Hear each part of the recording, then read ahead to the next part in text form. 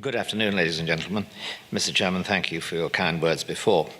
I'd like to begin by thanking the donors and organisers for holding this very necessary conference, and to thank Yoram Hazany, whose fine book has started an important new phase in the debate on national conservatism. Why do I call the conference necessary? Well, the concept of national conservatism is both an old and traditional element in the broad conservative coalition. Yet it's apparently also a very novel and disturbing one to some people. It's an old idea because from about 1945 to the end of the Cold War, the conservative coalition in America, but not only in America, united economic conservatives, social or moral conservatives, and national or patriotic conservatives in one group. When we kept all these groups working together in effective, if not always harmonious, coalitions, we won elections. When they went their separate ways, we lost elections. That's true also in Britain and Australia and other Anglosphere countries. It's somewhat different in other countries. And that picture began to change in the years following 1989, when the three conservative groups began to be described as economic conservatives, social conservatives, and then, after a short, uneasy pause, defense conservatives.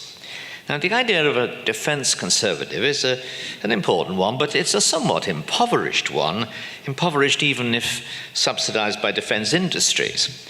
National or patriotic conservatives certainly believe in a strong national defense, but also in much broader considerations, both in international politics, where they want to defend the nation's sovereign independence and freedom of action, and in domestic politics, where they are concerned about such matters as crime, racial antagonisms, drug abuse, and all those things that threaten the peace and social fabric of the nation.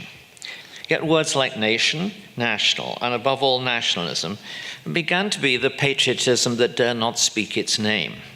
Conservatives were increasingly told in the post-Cold War world that nations and nation-states were passing into history, and that to embrace them as desirable forms of policy was atavistic, backward-looking, illiberal, and possibly very sinister. By the way, the actual facts of nations and nation-states being formed did not conform to that picture, but that didn't seem to matter. As the late Sam Huntington pointed out in Who Are We, many people in the ideas business, mainly progressives, but corporate conservatives too, went along with this new orthodoxy of a borderless world.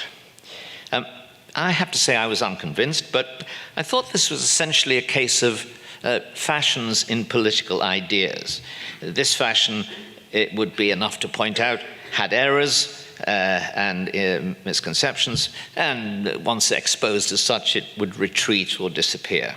Now that we tried to do in National Review, where we published Time to Rethink Immigration, which started the modern migration debate, and later we launched a campaign to revive the national question as a major plank of conservative and Republican politics, with, I might say, the full support in both cases of Bill Buckley. I also responded to a request from Chris Booth 15 years ago to give a thoroughgoing defense of nationalism in an AEI lecture. And though this may be the first conference on national conservatism, as Yoram rightly boasted, the National Review Institute held the first international conservative conference in 1996. We modeled it on the Comintern, which we issued a declaration saying that conservatives should be both nationalists and internationalists, because internationalism presumes the existence of nation-states. It is indeed rooted in them, and it's really quite distinct from supranationalism, which is an attempt to supersede and ultimately abolish nation-states. But I must confess that I was puzzled by the widespread and spreading intellectual hostility to nationalism and patriotism of those early post-1989 days. For the record, let me say that I see patriotism and nationalism as essentially the same thing. Patriotism being a special kind of nationalism, but both being rooted in love of country and devoted to its interests and devoted to the interests of one's fellow countrymen. As such, this love of country could go wrong because of weakness and folly and wickedness. But isn't that true also of love in general? Love is various. A mother's love for her child is different from that of two lovers for each other. It's different from the love of friends, from the love of a scholar for an institution that shelters him, or that of a soldier for his regiment, and from all the many other combinations of agape and eros. Love has many consequences. It can be a source of great happiness or deeply painful, fulfilling or frustrating, a spur to achievement, a motive for sacrifice, a bachelor's momentary distraction, the ruin of an innocent person of either sex, the start of a happy marriage and family, and so on, and so on. How we experience love is determined to some degree by what it is mixed with.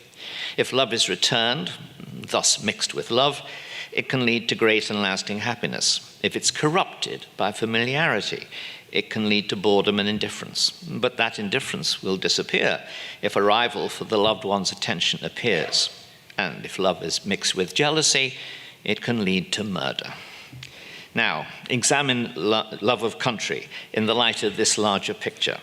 Fairly obviously, patriotism can be virtuous or vicious depending on the passion that is mixed with it.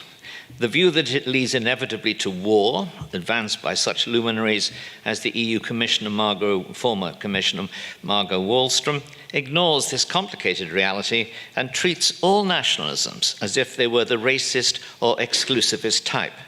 As I've argued some years ago in the Wall Street Journal, a full spectrum of nationalisms might run as follows.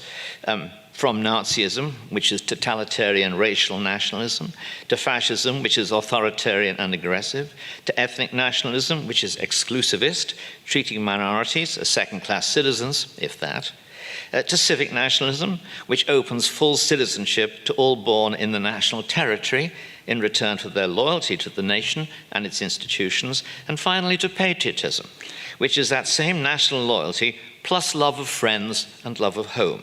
Its scenery, its sights and sounds, its characteristic architecture, its songs and poems, its people, its wonderful familiarity. So it's obvious that love of country can be distorted, love mixed with jealousy or resentment, so to speak. But it can also be elevated by generosity.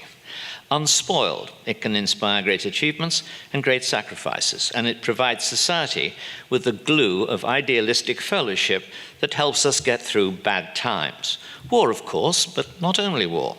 An Austrian economist, Paul Barreau, was impressed during the 1931 financial crisis in London by how ordinary British subjects queued up to write checks to the government in order to reduce the UK's national debt. He stayed on to become the country's leading financial journalist.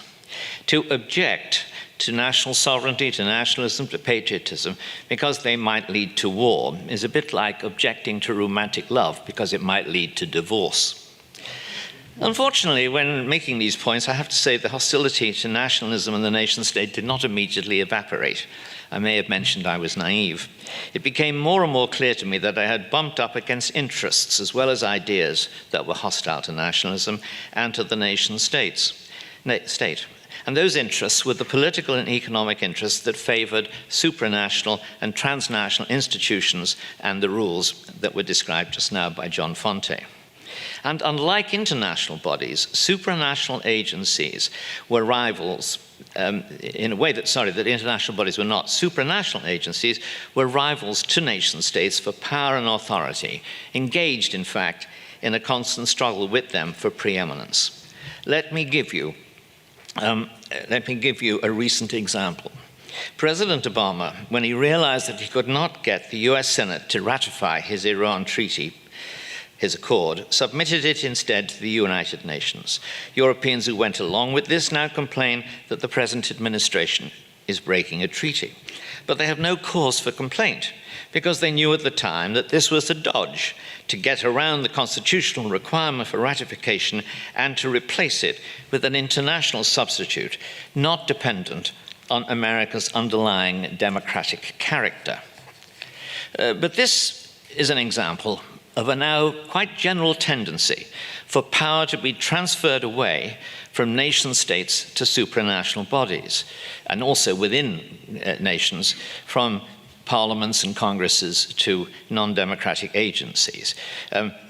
I have to reply to Daniel that I think in the case of many countries in Europe, it is not that these countries, like the Turks, when I agree with your criticism, it's not that those countries are unaware of the necessity of having non-democratic agencies. It's just that they feel that those non-democratic agencies has usurped more and more power that used to belong to and should legitimately belong to directly elected, accountable governmental agencies like parliaments. But as I say, the President Obama's case was an example of a new general tendency for power to drift away from nation states to supranational bodies. The politics of the 28-member, still 28, European Union is a much larger and more fruitful topic. And there are three very obvious problems that with supranational bodies that aspire to be rivals to states, whether they are nations or empires or some hitherto unknown entity. And of course, one of the aspects of the constitutional debate within Europe has been often a discussion of whether or not the European Union was some new kind of agency, entity not yet seen in international affairs. I suggest that there are three problems with supranational bodies, and particularly with the EU. Lack of sufficient common interests between the member states, lack of serious democratic institutional arrangements, and lack of a unifying basis for loyalty and sacrifice equivalent to patriotism and national loyalties. Let me look at each of them briefly. First, common interests. Europe speaks several languages, it has a fragmented political culture, there are no Europe-wide political parties advancing common programs, even the same words, subsidiarity for instance, have different meanings in different countries, and as the distinguished British scholar Sir Noel Malcolm observed in his pamphlet on sovereignty, one can just about imagine joint Finno-Portuguese interests. But the notion of overriding joint Finno-Portuguese interests is an absurd fantasy that would not deter a cautious Bismarck, let alone a rash Putin, if it came to be tempted. Second, democracy. The nation state is not, of course, always itself democratic, but it is the only sure basis for democratic government. There are very few country examples. As early as 1977, however, the phrase democratic deficit was used to describe a profound failure of the European Union in a pamphlet put out by the Young European Federalists. As Wikipedia primly puts it, the phrase refers to a perceived lack of accessibility to the ordinary citizen or lack of representation of the ordinary citizen and lack of accountability of European institutions. Well, you can say that again. And as it happens, many people have said it again, repeatedly. Since 1977, both skeptics and have acknowledged, some angrily, some sadly, that the EU lacks democratic accountability to the peoples of Europe and that it is fundamentally run by a bureaucratic oligarchy. One former EU commissioner, the distinguished Anglo-German scholar Ralph Dahrendorf, pointed out dryly that if the EU were to apply to join the EU, it would not be admitted because it does not meet the democratic standards required of member states.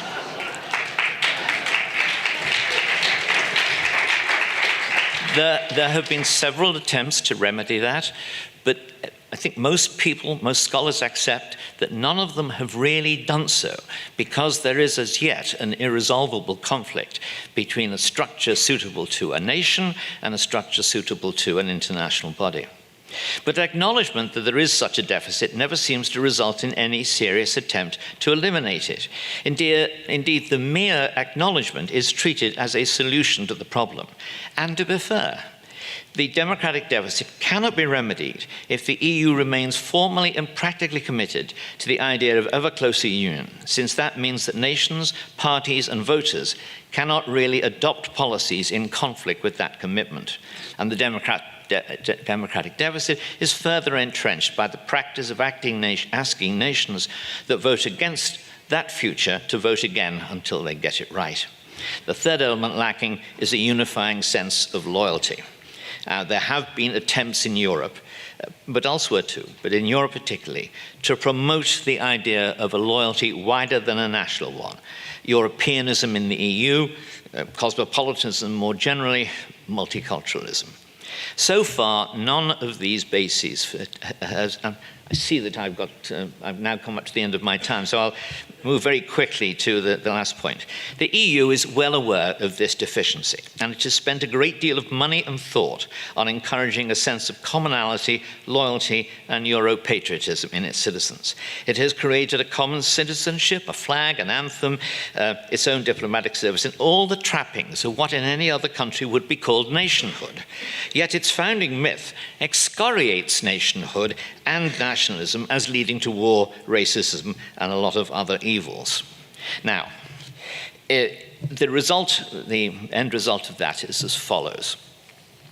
If you are trying to build all the trappings of a nation, and yet you don't actually have the substance of the nation, the national people, what you've got is a structure in which a bureaucratic elite governs a multitude of different nations, different tribes, you might say, without there being the institutions, the loyalties, and all the other necessities that enable democratic control and a functioning political unit. That, I think, is, if you read Yoram's book, you will see that a group of tribes run by a centralized despotism of a bureaucratic kind is known as an empire. And oddly enough, in the last few months, distinguished European statesmen, the present economics minister in Paris, for example, have said, let's face up to it. The European Union is an empire. That is what it is. And the sooner we realize it and begin to govern it in that way, the better we shall be. I don't doubt that's true. On the other hand, personally, I don't think I want to live in that empire, and I don't think the British people do either. Thank you.